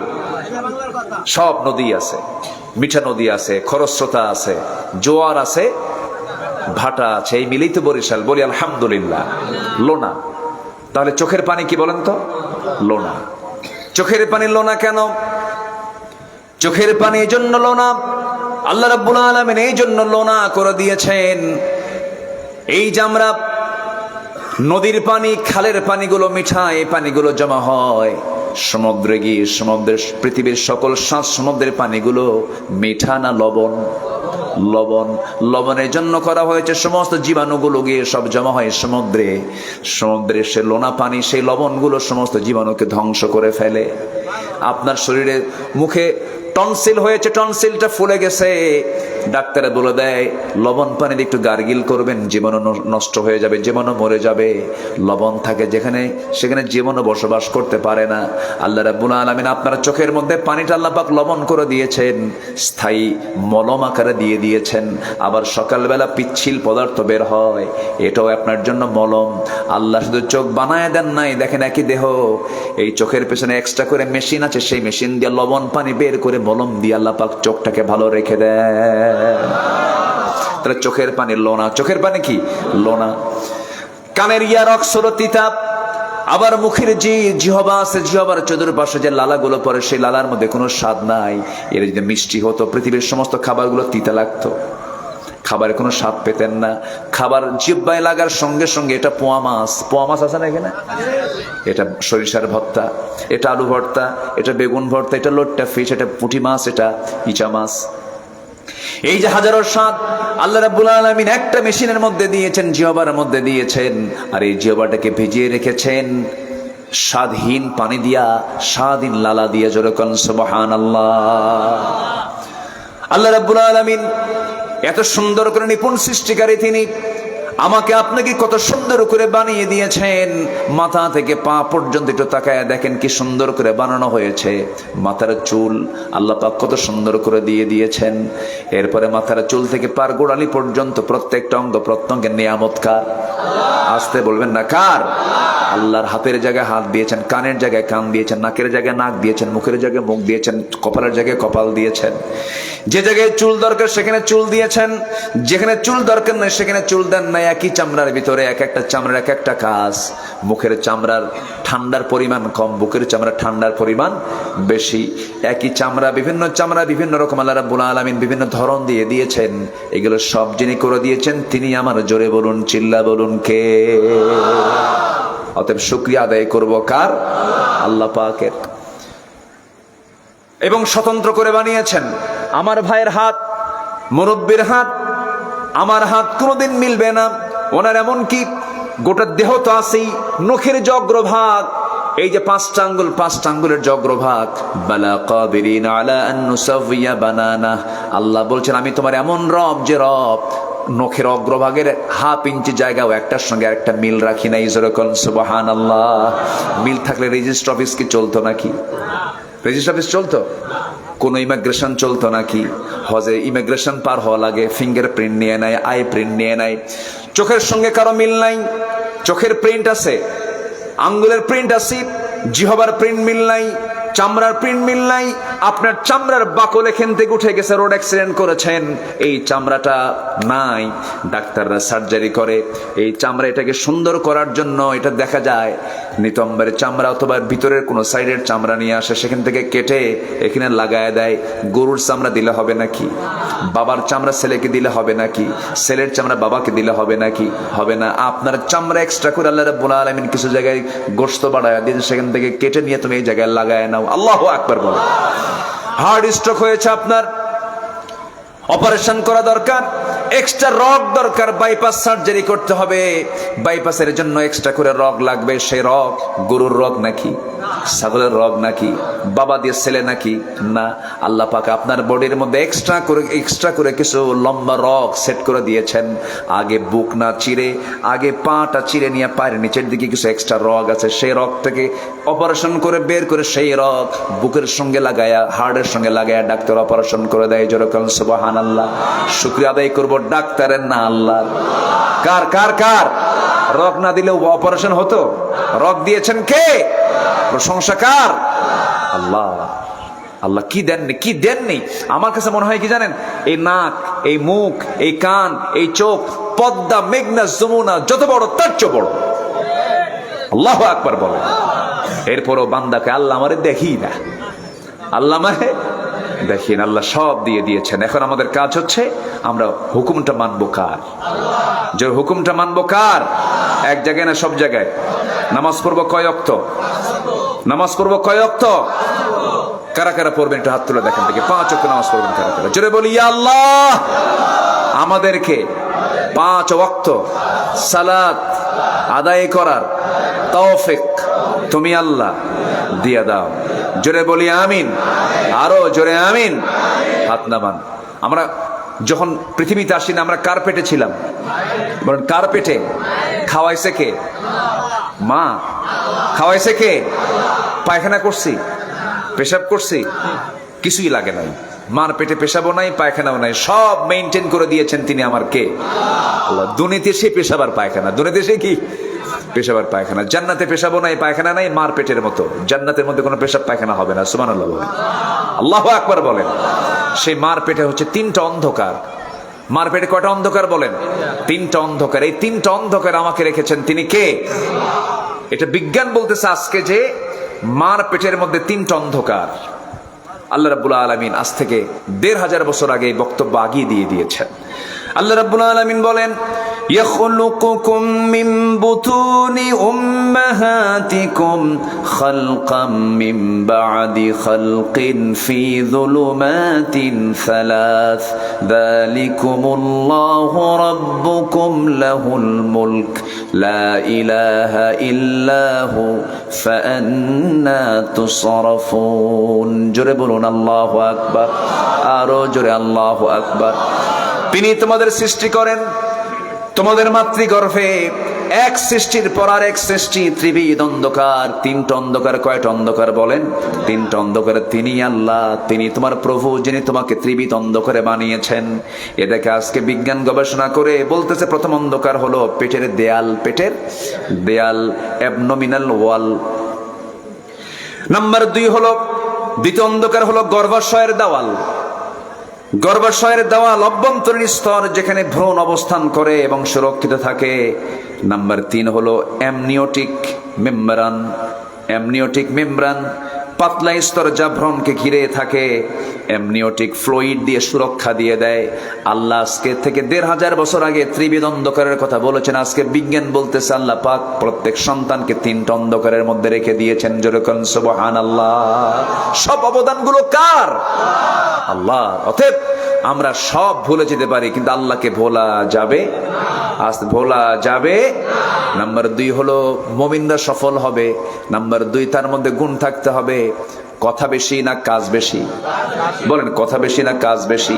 ইমানদার কাজ বেশি করবে না কথা বেশি বলবে? কাজ বেশি করবে। আনিল লাযবি মুআরিদুন, বাজে কোনো কথা আমরা বলবো না। নাম্বার 3 হলো যাকাত নিজে আদায় করে ফেলবো। নাম্বার 4 হলো ফুরুজিহিম হাফিজুন, লজ্জাস্থানের হেফাজত করব আমরা। নাম্বার 5 হলো ওয়াদা যারা ঠিক রাখবে, ওয়াল্লাযীনা হুম লিআমানাতিহিম ওয়া আহদিহিম রাউন, আমানত যারা ঠিক রাখবে। নাম্বার 6 হলো যারা ওয়াদা ঠিক রাখবে। নাম্বার 7 হলো যারা নামাজের যত্নশীল হবে। এই সমস্ত বান্দাকে আমি আল্লাহ জান্নাতুল ফিরদাউসের ওয়ারিস বানায় দেব। জোরে কোন সুবহানাল্লাহ। আল্লাহ এই সফলতার কাজগুলো সবার জীবনে বাস্তবায়ন করার তৌফিক দান করুন। জোরে বলি আল্লাহুম্মা আমিন। সকল প্রকার হারাম কাজ থেকে